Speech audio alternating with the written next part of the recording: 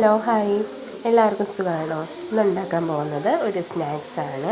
അതിനാവശ്യമുള്ള സാധനങ്ങൾ ഏത്തപ്പഴവും അരിപ്പൊടിയും. അപ്പോൾ നമുക്ക് ആവശ്യത്തിന് നല്ല പഴുത്ത ഏത്തപ്പഴം വേണം. ഏത്തപ്പഴവും ആവശ്യത്തിനുള്ള അരിപ്പൊടിയും എടുത്ത് നല്ല രീതിയിൽ കുഴച്ചെടുക്കാം. ഓക്കെ, ഈ രീതിയിലാവുന്നിടം വരെ നമ്മൾ നല്ല രീതിയിൽ ഇതിനകത്ത് പഞ്ചസാരയും ഉപ്പും ഈ ഏലക്കയും കൂടി ആഡ് ചെയ്യണം കേട്ടോ. ഇതിനകത്ത് തേങ്ങയും ആഡ് ചെയ്താൽ നല്ല ടേസ്റ്റാണ്. ബ്രെഡ് ക്രംസ് ഉണ്ടെങ്കിൽ അതിലും ജസ്റ്റ് ഒന്ന് അത് മുക്കി പൊഴിച്ചാൽ നല്ല ക്രിസ്പി ആയിരിക്കും. അപ്പം നമുക്ക് ആദ്യം സ്റ്റവ് ഓൺ ചെയ്തിട്ടുണ്ട്. അതിനകത്ത് നമുക്ക് ഓയിൽ ഒഴിക്കാം.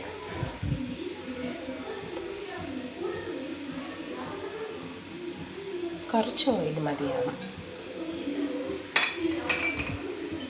എന്നിട്ട് നമുക്ക് ഓരോ ഉരുളകളായിട്ട് പല ഷേപ്പിൽ ചുട്ടെടുക്കാമേ.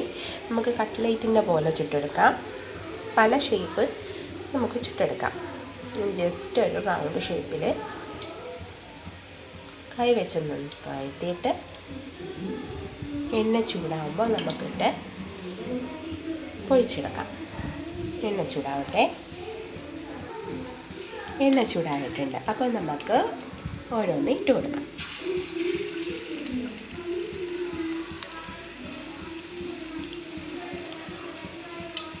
നല്ല ടേസ്റ്റാണ്. നല്ല മുരിച്ച് ചുട്ടെടുക്കാവുന്നതാണ്. പക്ഷേ നമുക്ക് ഗസ്റ്റൊക്കെ വരുന്നെങ്കിൽ നമുക്ക് എപ്പോഴും വീട്ടിലുള്ള സാധനങ്ങളല്ലേ. അരിമാവും കാണും, ഏത്തപ്പഴവും കാണും.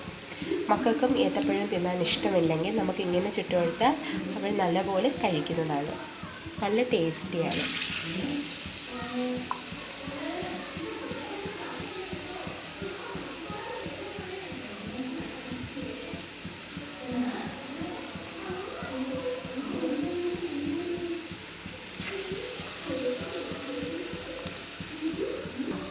തിരിച്ചും മറിച്ചിട്ട് നല്ല രീതിയിൽ മുരിച്ച് എടുക്കാം.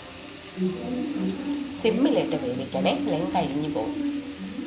തിരിച്ചും മറിച്ചും ഇടയ്ക്ക് തിരിച്ചും മറിച്ചും ഇട്ട് വേവിച്ചെടുക്കാം. കുറച്ച് ഓയിൽ മതിയാവും. മൈദ ഫുഡുകളൊന്നും കൊടുക്കാതെ നമുക്ക് വീട്ടിൽ അവർക്ക് ഇഷ്ടം പോലെ നമുക്ക് ഉണ്ടാക്കി കൊടുക്കാവുന്നതാണ്. കുട്ടികൾക്കൊക്കെ നല്ല ഇഷ്ടപ്പെടും. ഇത് നമുക്കിത് പ്ലേറ്റിലോട്ട് മാറ്റാം.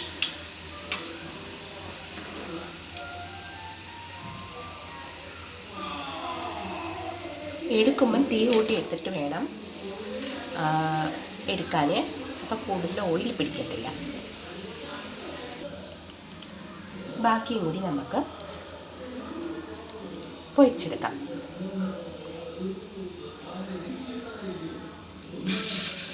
ഇച്ചിരി ഓയിൽ മാത്രം മതിയാവും.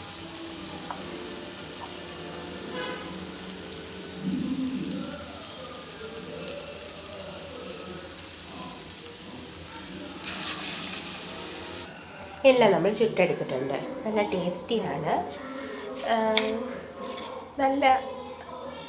നമ്മൾ ചുട്ടെടുത്തിട്ടുണ്ട്. നല്ല ടേസ്റ്റിയാണ്. ഒന്ന് ട്രൈ ചെയ്ത് നോക്കണേ.